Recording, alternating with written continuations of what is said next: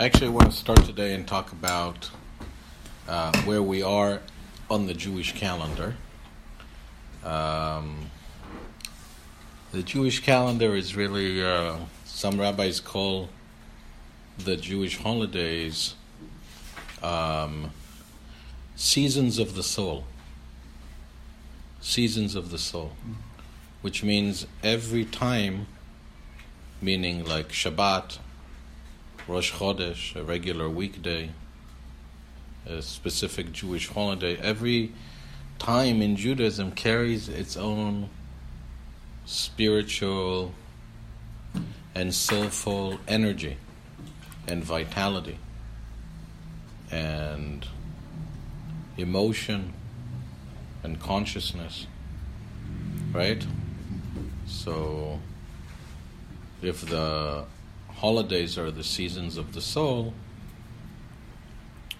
then, for example, in Passover we are in a freedom state of mind. In Yom Kippur we are in a contemplative, soul-searching state of mind. In Purim we're in a jubilant state of time. In Tisha B'Av we're in a mournful state of time.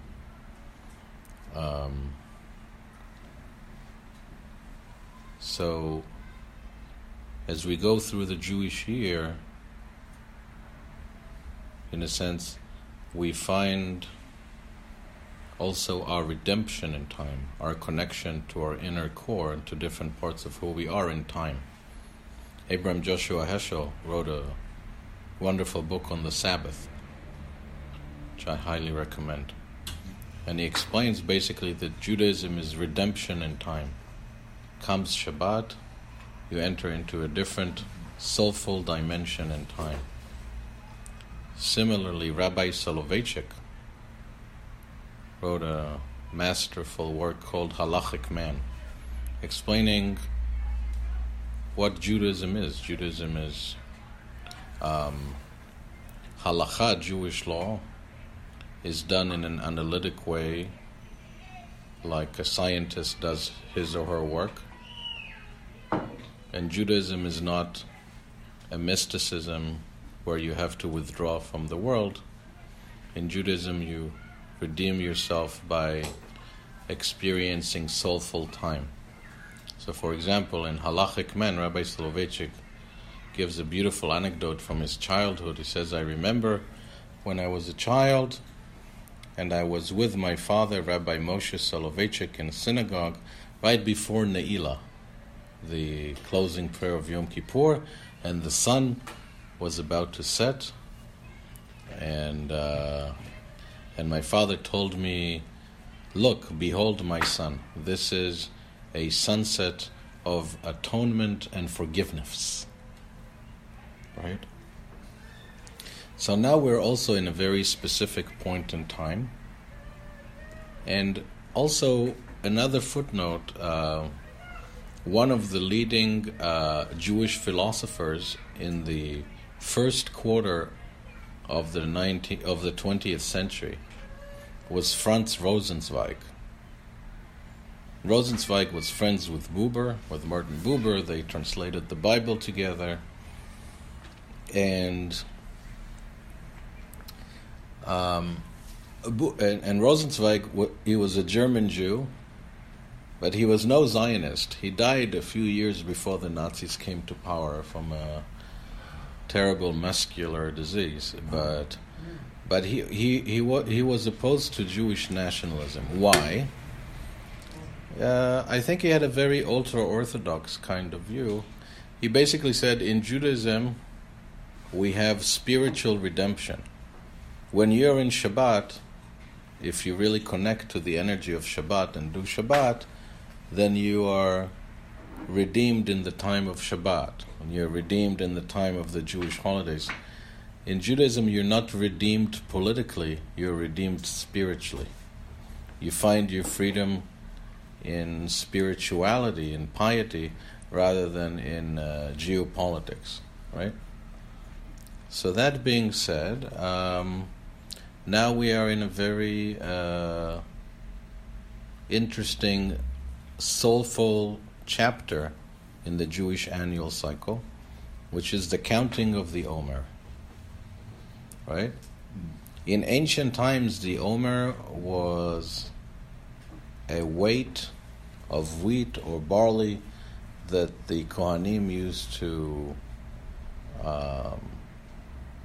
consecrate to various temple needs, and they would wave them in a certain way. But of course, this pertains to when we were an agrarian society.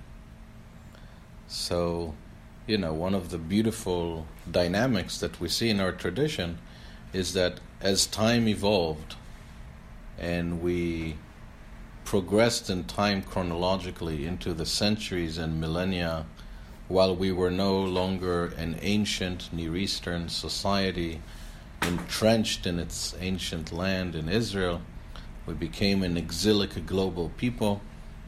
Our sages came up with novel, profound, spiritual outlooks on these biblical passages, which originally, on the face of it, deal with esoteric agricultural matters and rendered them relative to us today in a spiritual and psychological way. And the same thing pertains with regard to Sfirat HaOmer. So we're basically counting, as the Torah says, 7 weeks from the second night of Passover, which outside Israel, it's our night of the second Seder. That's when we count the first day of the Omer. There's a special blessing for it, right? Baruch Ata Hashem, Elokeinu melech haolam, asher kitshanu mitzvotav v'tzivanu al Sfirat HaOmer. Right? How do you spell Omer? O-M-E-R. And that's what, like a prayer? So originally it had to do with a certain weight, of wheat. Sheath of wheat. Yeah, sheath of wheat, like a bundle that people used to wave and consecrate to the temple. So the Torah says, starting the second night of Passover, which outside Israel is the night of the second Seder, we start counting up 7 weeks. 7 times 7, right? We have 7 days in the week, times 7 equals 49. And the 50th day is Shavuot. So today is the 26th day of the Omer, which means that in 23 nights' time, or actually 22 nights' time, will be the last day of the Omer. And after that, in just over 3 weeks, we'll move to Shavuot. So first of all, why 7 weeks? 7 times 7, 7 times 7, right, is 49. 7 represents spiritual completion in this world. The number 1 represents unity of all things, that everything exists within God. The number 2 represents the duality of things, male and female. 3 represents what we call in philosophy synthesis. Out of 2 opposites, there comes a third. Man, woman, child, right? So 7 represents spiritual completion in this world. Like the 7 days of creation, and the fact that all of humanity lives by a 7-day week calendar, and the fact that all of humanity also lives by 7 chief divisions of time: years, months, weeks, days, hours, minutes, and seconds. That's 7, right? So Isn't it Jubilee also? the Jubilee is also the 50th year after 7 sevens, absolutely, right. 8, by the way, represents beyond nature, beyond the world. Like Brit Milah, we're basically saying to the baby, your life is not only going to be about the 7-day week work cycle, your life will also have an otherworldly dimension, a Torah dimension, a spiritual dimension. That's why also Hanukkah is 8, because it represents infinity then the fact that the Jewish people's miraculous existence throughout the ages has an otherworldly dimension. And similarly, those of us who live in the diaspora also celebrate the 8th day of Pesach, in which we read in the Haftarah, in the prophetic section, about, and we read about it a few weeks ago if you were here, we read the prophet of Isaiah about the ultimate and final redemption, in which there will be no more wars and the lamb will dwell with the sheep. And Maimonides explains it's an allegory for bigger nations not devouring smaller nations. So Passover is political freedom, which we enjoy in America, but we did not necessarily enjoy in Morocco or Germany or Russia or Iran, right? But the Torah is telling us, hold your horses, guys and girls, welcome. Life is not only life is not only about political freedom. Life is also about spiritual freedom. Life is really about taking political freedom and moving to the next level, which is spiritual freedom. Capitalizing on the great freedom that we have, say today in America, and using that in order to grow in soul, right? In order to grow in soul. As we mentioned, we're a very privileged generation. There has never been before in the entire history of Judaism. There has never been in our history a time in which there was both a state of Israel, we had both sovereignty in Israel and equality in the diaspora outside Israel. So the Omer is about counting up. Usually we count down, right? If you go to Times Square in New York on the night of December 31st, people are counting down, right? From 10 to 1. But here we're counting up. We are ascending. The ultimate purpose of political freedom is spiritual freedom. So how do we count? We count every night. Say the bracha, Baruch atah Hashem Elokeinu melech haolam, asher kitshanu b'mitzvotav, v'tzivanu al sfirat haomer. And let's say it's the last night we counted 26 days of the Omer. So we would say in Hebrew, Hayom shisha ve'esrim yom la'omer. Today is 26 days to the Omer, shehem shlosha shavuot v'chamisha yamim la'omer, which constitute 3 weeks and 5 days in the Omer. Now, remember we said that as Judaism progressed in time, our sages devised spiritual and psychological insights into the Omer post-agricultural that would be relevant and pertinent to us. Leah, what are you looking for? You okay?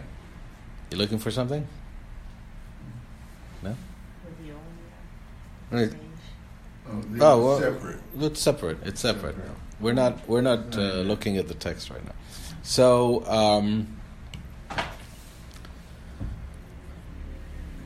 what did they do? They took the Kabbalistic concept of reality and they applied it to the 49 days of the Omer. What does that mean? It means that, what is a Kabbalist? A Kabbalist is a mystic. Who is a mystic? A mystic is somebody who really misses their daddy or their mommy. You know, today my daughter gave me a really hard time when I had to go to Minyan because my wife is in the East Coast until tomorrow. Oh. So what? I am, and the nanny, She's just and letting her them alone at father-in-law. home. They can't do anything over there. Just a condo, no backyard. So what I'm So they can just okay. stay home by How old is themselves. she? Let's go back to Torah. I'm sorry I said that. So Wait, she's, you think you're the only jokester in the room? yeah. So fair enough. So well taken. So a mystic is somebody who has a cosmic longing to God. Somebody who yearns to undo the infinite gap and gulf between us, mortal, finite, fallible, ephemeral, fleeting beings, and the infinite and the eternal. So how can you do that if you live in this world? How can you unite with the infinite? So the Kabbalists said, essentially, and the mystics, that God's essence is not reachable, right? Like God told Moses, "Ki lo yir'eni ha'adam v'chai." No person can see me and remain alive. I am an infinite light, just like we can't have a real encounter with the sun, we would be consumed. Similarly, on the spiritual plane, we cannot behold or contain God's very core inner being and essence. No anthropomorphic features. Right. So, what can we do? The Kabbalah said, well, we have the 10 Sefirot. Sefirot. Is that books or something else? No, they're not books. What's Seffi Road? I'm explaining. But it's not a supernatural being, right? Or is it a supernatural being, like the Christians believe in a supernatural being? What are you talking about? I don't understand. That God being, in the Sefirot, it's a, you can put a person... Well, Got characteristics. A supernatural being is the Christians believe that God is, a Christ. No, God is not. No, Jesus is the Son of God. So Right. in Judaism, God is not a being. Not a being. God is non-being. Not. God is not, as Maimonides explains in the 13 Principles of Jewish Theology, God ain't stuff. God is not physical matter. God is an infinite abstract spirit. And those who only conceptualize in material forms will never really start evolving in a spiritual sense. So the 10 Sefirot are 10 divine or godly emanations. What does that mean? It means that they're like godly energies, frequencies, attributes, which are up for grabs in this world. And if we connect to their energy, then we can become more godly, more God-like, more spiritual. Not God's essence. God's essence, in a sense, is associated with the first Sephirah, Sefira. The first Sephirah is called Keter, Keter, which means crown. And it's also known as Ain, with the letter Aleph, which means nothingness. So that's pure divinity is nothingness, no thingness. God ain't stuff. But they say Ein Suf Or. They say Or Sof, God's infinite light is not God's self, it's something else. But let's do it one by one. Okay.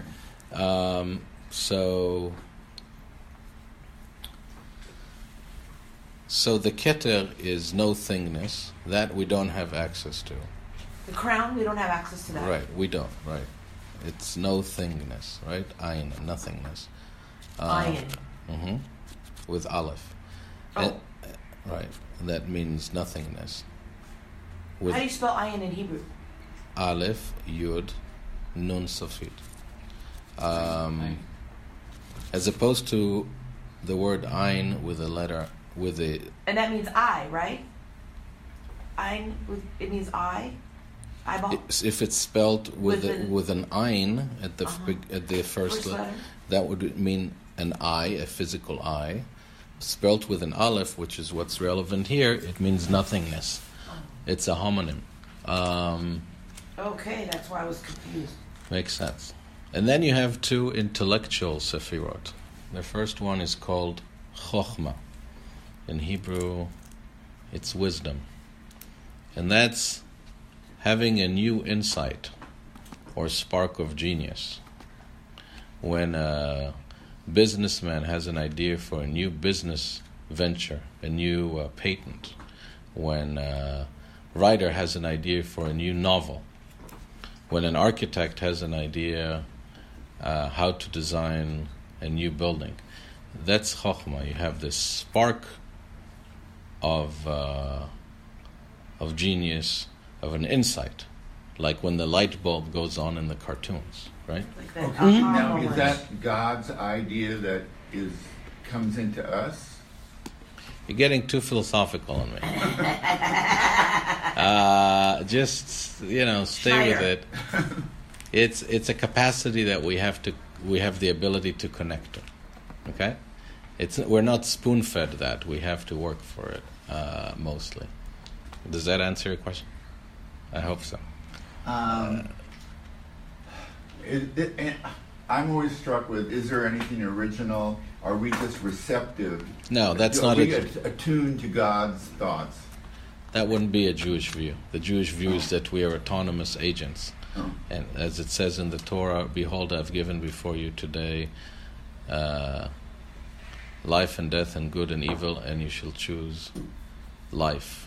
So it's up to us. We are the authors of our own life story. That's very much the Jewish view. Wow. So otherwise... Free will, right? Exactly. Right.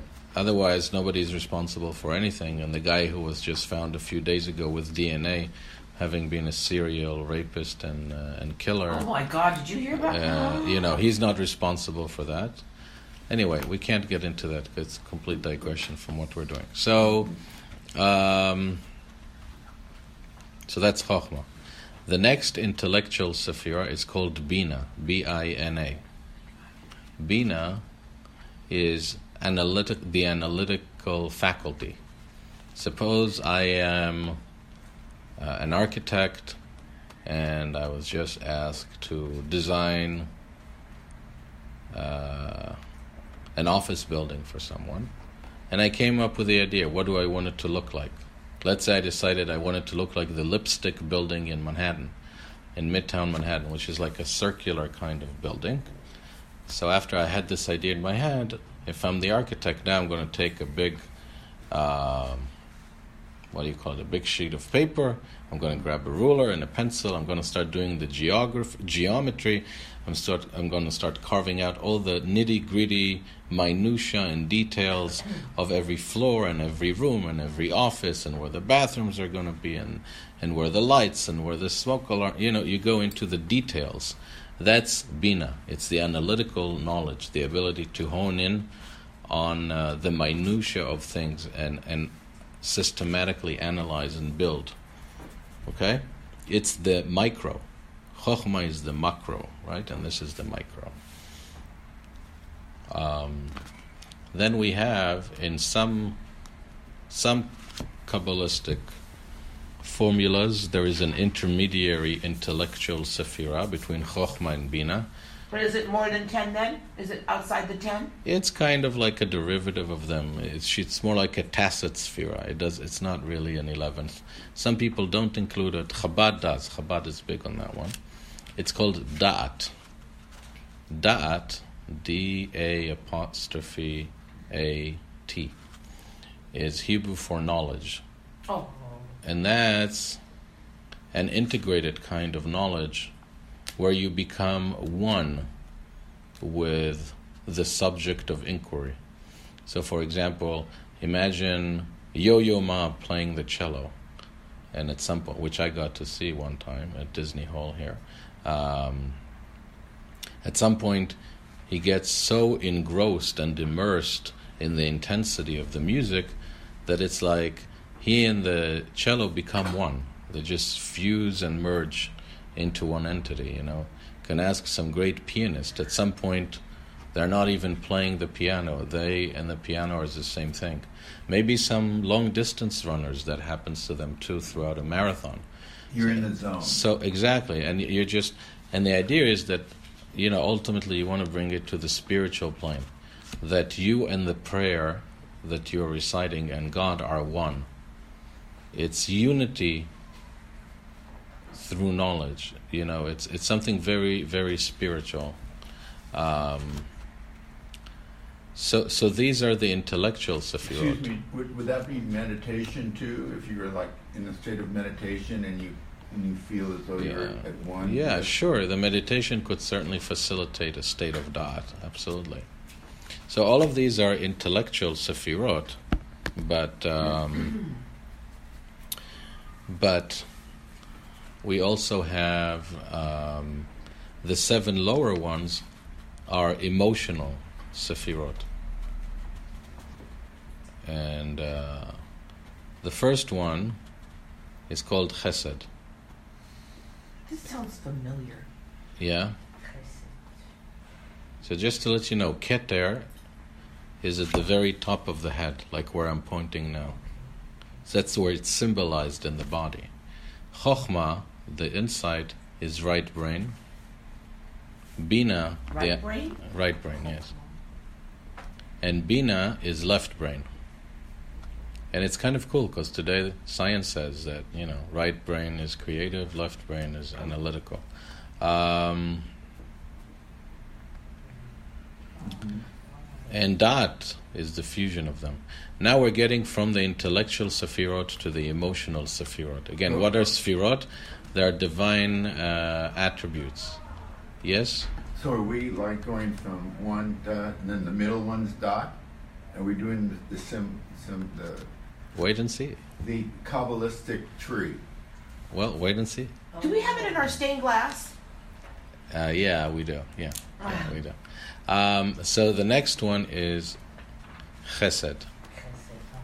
Chesed is really unconditional giving. This is number 4, right? Yeah, unconditional giving. Well, that is not really counted. It's like a fusion of the two. Yeah, so that's why this is only 4. We have keter. Chesed would be the third. Why is chesed the third? I'm sorry, the fourth, correct. Okay. You're right, I'm sorry. So, chesed is really unconditional love. It's usually translated as loving kindness to English. And Abraham is the personification of chesed. He had a PhD in chesed. He was all about giving to other people. Come into my tent, I'll get you a sushi sashimi combination and anything you want from Postmates. Actually, he would cook himself. And then... You don't cook sushi. You're right. You slice it up. Right. And then you have the left arm. It's Gevura, Gevura, or Din, Din. You can call it Gevura or Din, which basically means judgment or severity of law. This is number 5, right? Yes. And so this is the that's left side? Yes, this is on the left side, the And left arm. Hesed's on the right? Correct. And this is self-nullification. Imagine a soldier landing on the shores of Normandy with the Allies in the summer of 1944, storming the beach with hundreds of Germans mowing the beach with bullets and what have you. It's the ability to just run into the line of fire. That's an example of din.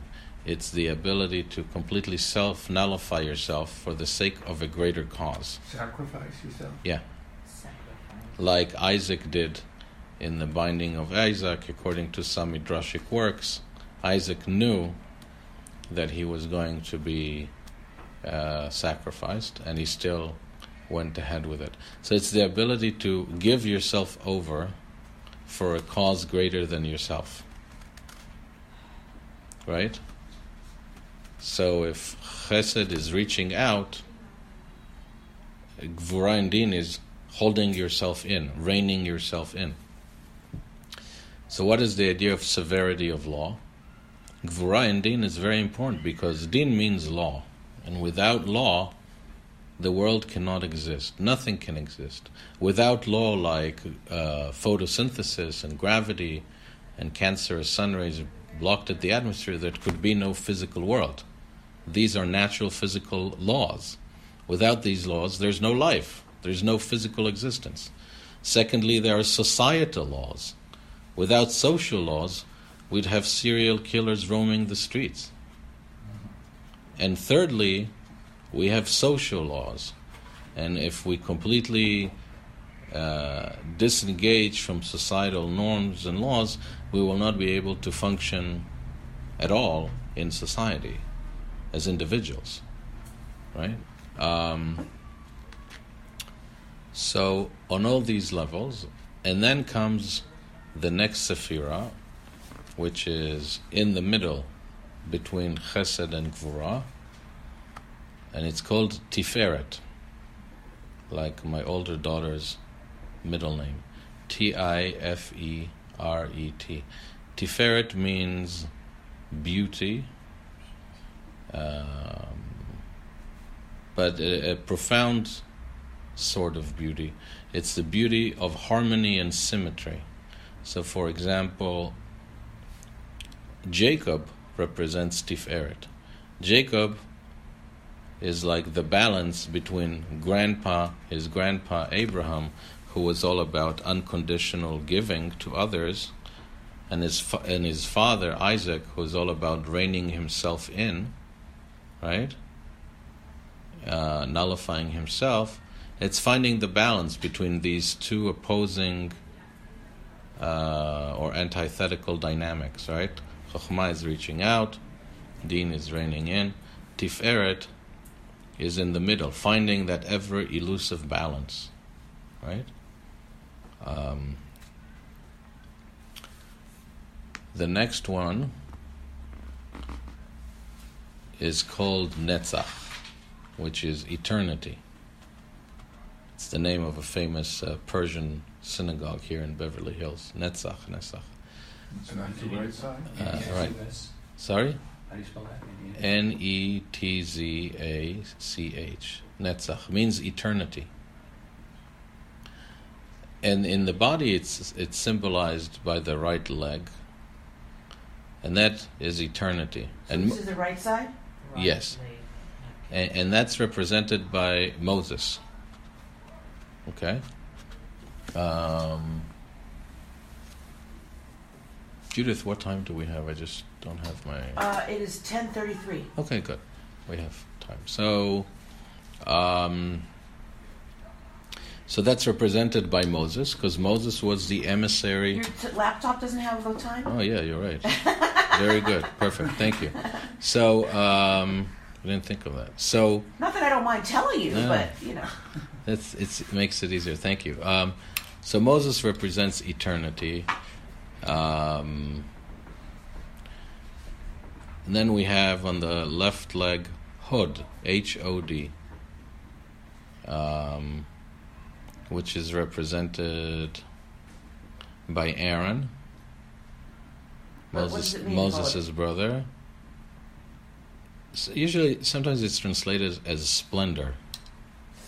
It's kind of like benevolence. You know, the Mishnah says that we should be amongst the disciples of Aaron. Aaron was a lover of peace and a relentless pursuer of peace, loved people and rendered them closer to Torah.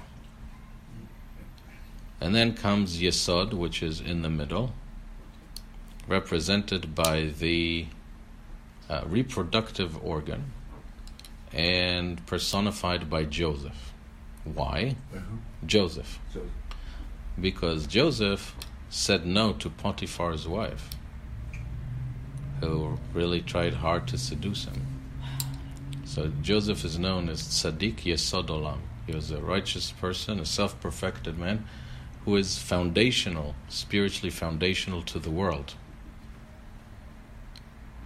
Okay? Wait a second. What was the actual word for number 9? Yesod, Y-E-S-O-D. And what does it mean? Foundation.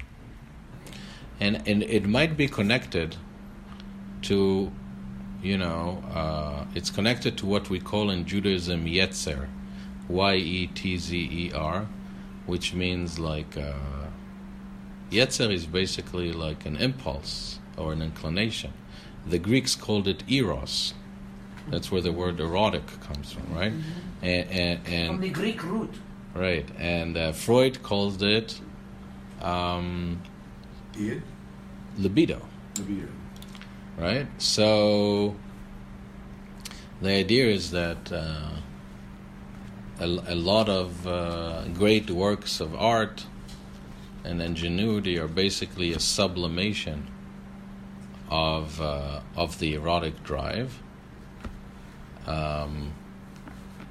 Also, Yosef is foundational because he knew how to perfectly master the physical and the spiritual, right? He was a financial genius. He was the first Alan Greenspan in Jewish history. He ran the Egyptian economy of the ancient Near East. So he knew money. He knew the market economy, right? The most material things in life, the most tangible, physical things. Joseph. And on the other hand, he was great spiritually, right? So Kabbalah says that Joseph nourished his family, the Jewish people, when they came to Egypt, not only nutritiously, but also spiritually. He nourished them with Torah. And the last Sephirah, which is also in the middle, is called Malchut, M-A-L-C-H-U-T, which means kingship,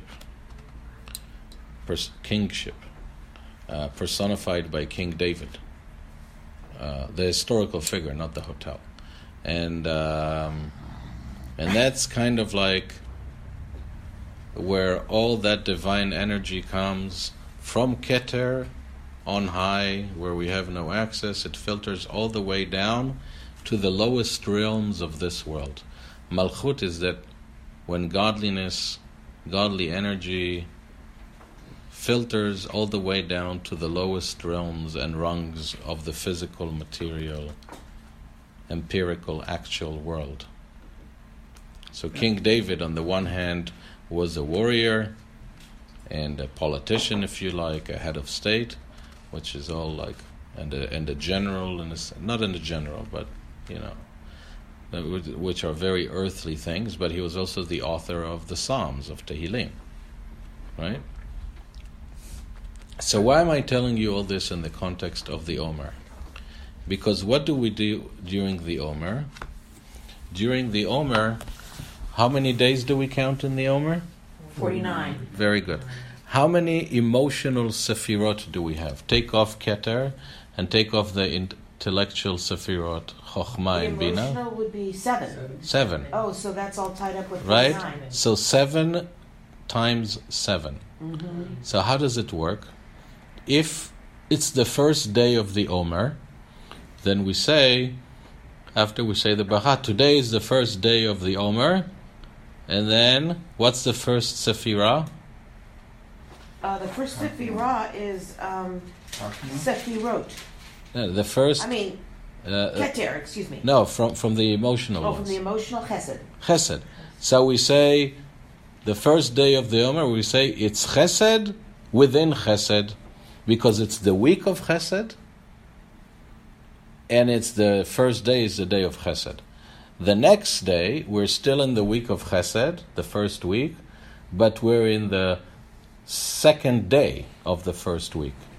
So we say, what's the second emotional sphera? Gevurah. So we say Gvura shebechesed, Gevura within Chesed. right? Day 2 within week 1. Do you understand how we're doing it? Mm-hmm. So then, how about the second week? So the second week would be what would be the? Let me ask you this: what would be the 8th day of the Omer? Would be the first day of the second week. What would be the sephirotic combination? What would be the second week? Let's start with that. Yeah, let's start with the second week. So Which sphera is the second week? okay, so then it would be Gevurah. Gevurah. Okay, so then you say Hesed and Gevurah, Very good. Very and good. then Gevurah. Correct. Okay. So let's make it really hard. Last night, is it? Do you want me to explain it better? No. Lad, do you want me to explain it again? I'll never. Okay.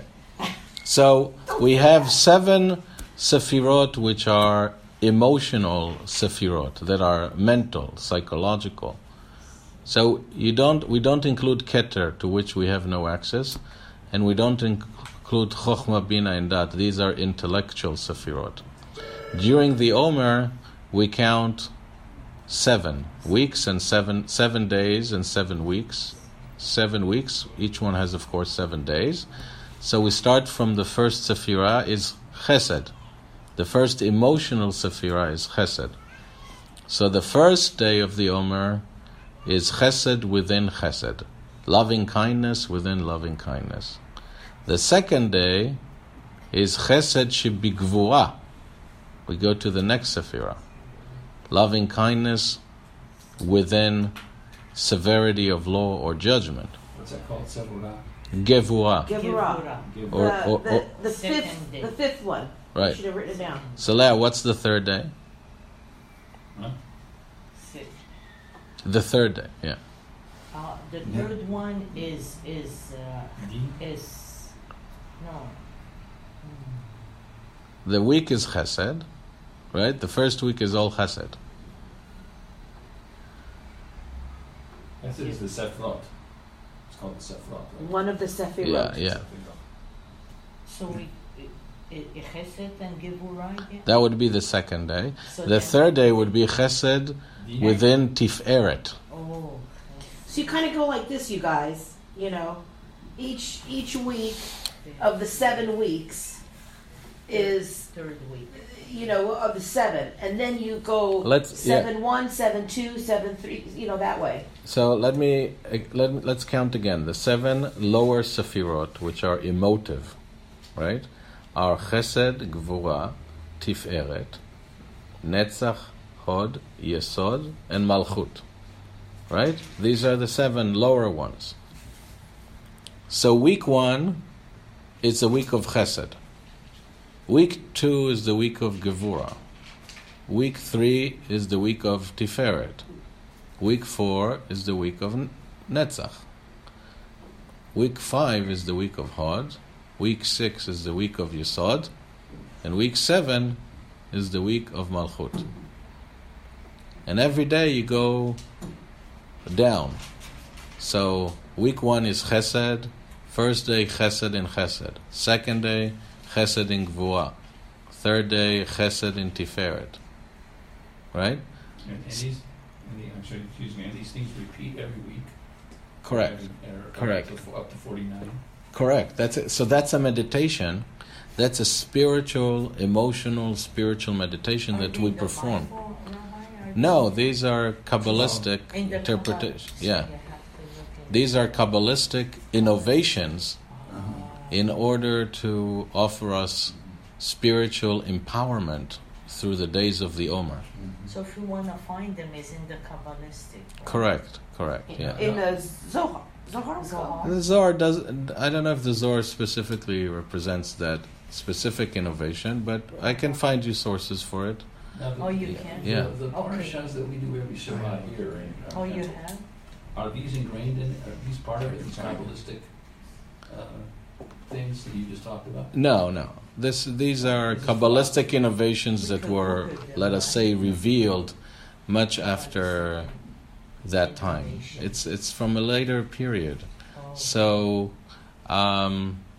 So let me ask you a question. If last night we counted 26 days of the Omer, what is the Kabbalistic combination, frequency of last night? 26. Get your calculators out. So how many weeks is 26?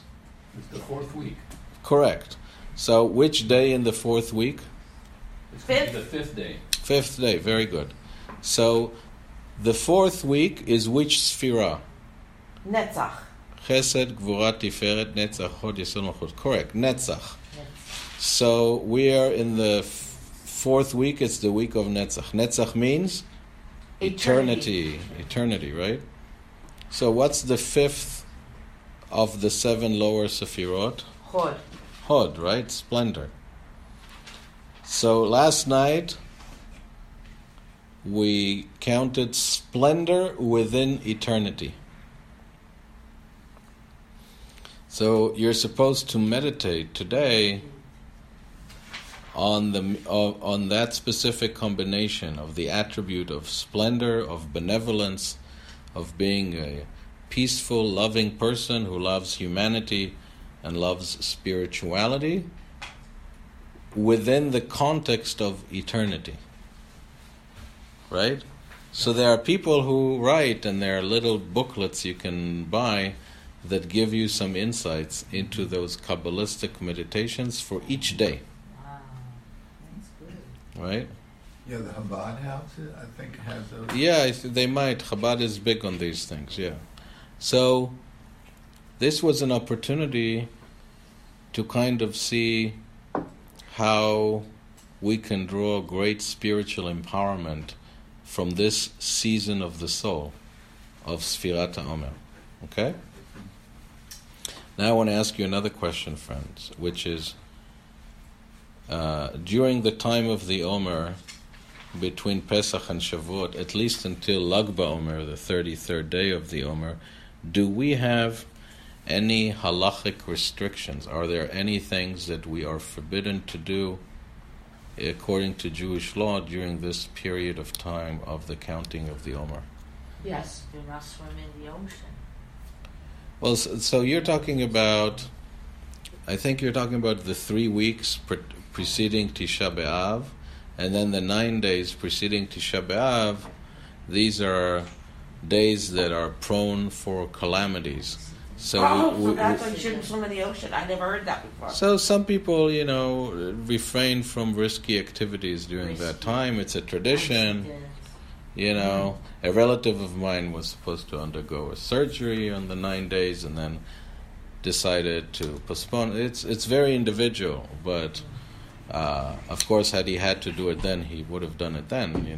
It wasn't like timely, but. No weddings. No weddings during the Omer counting. Very good. No weddings. No shaving. Some rabbis permit to shave, like Rabbi Soloveitchik. Others don't. Some people don't shave. Some people don't take haircuts. So why? What's going on during the Omer counting between Pesach and Shavuot? The first 33. First of all, what kind of restrictions are these, friends? No weddings. Celebration. You're not supposed to go to live concerts. You're not supposed to throw a big festive party midweek if it's not during Shabbat with loud music and stuff.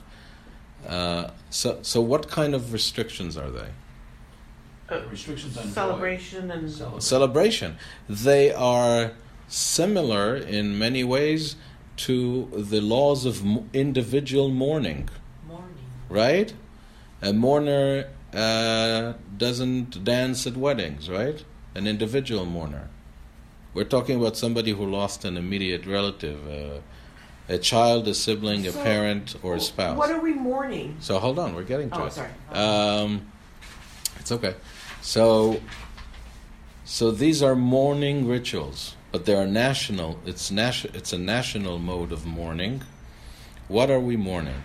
So this is what we're mourning. We learned that in the year 70 of the Common Era, the Romans destroyed the Second Temple. But they didn't expel us from Israel. We were allowed to still dwell in Israel. 65 years later or so, from the year 132 to 135 in the 2nd century, many Jews tried to rebel again against the Roman Empire. Rabbi Akiva anointed a man called Bar Kochva as the Messiah, meaning the political redeemer of Israel from the yoke of Roman occupation. And we fought against the Roman Empire, which was kind of suicidal if you think about it. These were zealots. And this was maybe the greatest calamity in Jewish history until the Holocaust. Oh my God. Hundreds of thousands of Jews were killed and enslaved and sold to prostitution. Oh. And this is when the big exile began. When people say 2,000 years of exile, roughly, almost, it's from the year 135 to the year 1948. Okay? That's what we're talking about here. Rabbi So- Akiva is the one who... He was one of the spiritual leaders of that.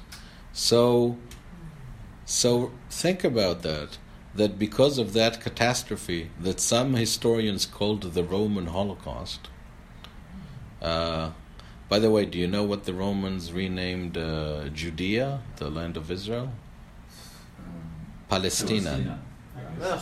And we're Right. stuck with that to this day, like a Right. curse. Like from the ancient Philistines, Ugh. which were, a nomadic kind of merchant tribe ethnic group from the Greek islands who settled alongside the coast of Israel, where Gaza is today, and Ashdod and Ashkelon. And King Saul fought them, and Samson fought them, and King David fought them. So they called it Palestina. And what did they rename Jerusalem? Ilia Capitolina, the capital city. Why do you guys think the Romans renamed Israel and renamed Jerusalem? Wait, what was Jerusalem they called again? Ilia Capitolina, to erase the Jewish presence, Yeah. right? And it kind of worked.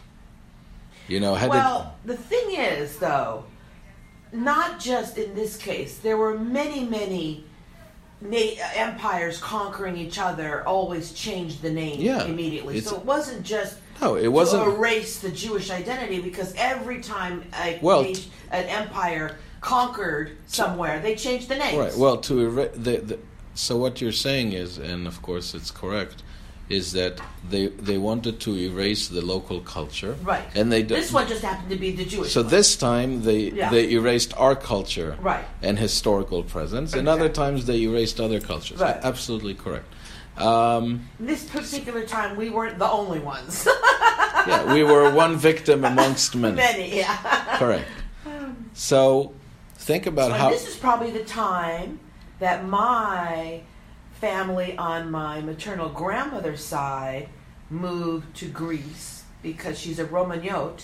Mm-hmm. So this is probably the time when she got thrown out of Israel That's and amazing. landed in Greece. That's amazing. Yeah. And You can go that far back. My mom, yeah. So think about how amazing that is, guys, that, this was 2,000 years ago, and we still commemorate that and don't hold festivities during this season in which the rebellion broke. Imagine 2,000 years from now, people will still do Holocaust memorial service, right? It's an amazing thing. It's the power of memory that the Jewish people have, right? What makes us survive. Right. All these other people are gone. There is a Here we are. there is a story about Napoleon, with his entourage going through the Jewish quarter in Paris in the early 1800s, and he hears wailings, and he asks, "What's that?" He says, "The Jews, it's Tisha B'Av, they're lamenting this summer day, the destruction of the temple in the year 70." And he couldn't believe it, and he said, "Well, if they're still mourning it, they'll one day return." And he was right. And Lecha Dodi, right, on Kabbalah Shabbat, starts with the words Shamor v'Zachor. which means keep and remember. And during the Kiddush, we say, Zachor et Yom HaShabbat lekodsho, to remember to spiritualize, sanctify the Sabbath. So we remember the most awful, abominable calamities, but also remember the great things and the great role that we're called to play in this world as a nation and as individuals. Like Shabbat. Right, and it's very important. So we remember the Exodus from Egypt. We remember the most formative experiences that we have had as a nation. And, modern day psychologists will tell you that one of the most important things in order to be well, mentally, emotionally, spiritually as well, is to be able to integrate all the different facets of who you are and also all the different phases of your life. We all have certain behavioral patterns and modes, and a lot of them are based on things that happened to us a long time ago, sometimes even in our childhood. So, a modern-day psychologist, many of them will tell you, the more you remember, integrate, understand what happened to you, incorporate it into your history, into your personal narrative, it'll help you understand why you're doing certain things today and move on from those patterns. So we do that as a people. We remember and we try to integrate our story, which is a very deep and powerful thing, and it's a big part of Jewish survival. So we conclude by saying that the Talmud, if you open the Talmud doesn't say, well, we attempted a revolt against the Roman Empire. It says that Rabbi Akiva had 12,000 pairs of students, meaning 24,000 students. They studied in pairs, like you study Talmud today in a pair. It's called Chavruta, right? And they all died, they all perished in a plague. That's what they're saying. The Talmud is very enigmatic about it, right? It's like cryptic. And then the Talmud goes on to say that the Second Temple was also destroyed because of baseless hatred of Jew against Jew. It tells a story about, somebody invited someone to his party, but he had a very similar name to a guy who was like his nemesis, somebody he really hated, and by mistake the invitation was sent to the guy he really hated, and the guy he really hated showed up at the party. It was a black tie party, and he begged to stay. He says, don't embarrass me in front of all these people. I'm already here. I'll pay for the caterer. I'll do whatever you want. And he said, no, I want you out of here. And the rabbis didn't protest. And as a result of that, he went and said something to the Roman emperor, to the Roman ruler of Israel, that caused the destruction of the temple. That's a different story. But we do have an historical record called Igeret Shrira Gaon. Rav Shrira Gaon was the Gaonic period. Around the 10th century, we had rabbis in Babylonia. And there's a letter that he wrote, and he says what happened is that, and of course we have it from other sources as well, historical sources, that there was this failed rebellion against the Roman Empire, as a result of which this catastrophe took place. But did it happen at this time of year that we've chosen to do it after Passover? We don't exactly know. I'll give you something even more amazing. We have Lag BaOmer in a week from now, right? And it's on the 33rd day of the Omer, exactly a week from now. So we don't really know what Lag BaOmer is. So there are all kinds of conjectures about it. Some people say that it's the birth date and the passing day of Rabbi Shimon Bar Yochai, to whom we attribute the authorship of the book of Zohar, the main book of the Kabbalah. Some historians conjecture that how did the rebels communicate with one another when we started the rebellion against Rome? Did they text or email or WhatsApp each other? What did they do? They started bonfires from hill to hill. Right? And that's how they knew that the rebellion is starting. You understand? That's how they communicated. So that's how the American Indians did it too. There you go. So I mean that smoke signals. Exactly. It's through smoke signals.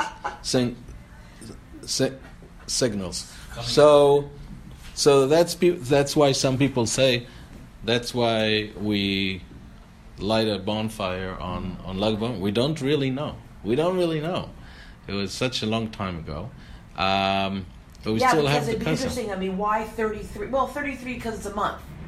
Like when we cut the month. Yeah. Well, out of 49 days, it's not exactly half. And a month is 30 or 31. But it's like something. Yeah, exactly. So anyway, so we added a couple extra just in case. So we learned today something really big, which is the 10 divine attributes that we can tap into in this world. The 7, the 2 intellectual ones and the 7 emotional ones, and how those 7 are counted as part of the Omer. And we also learned what the Omer is historically and why we have these halachic restrictions during this time. So thank you for coming, and have a beautiful day.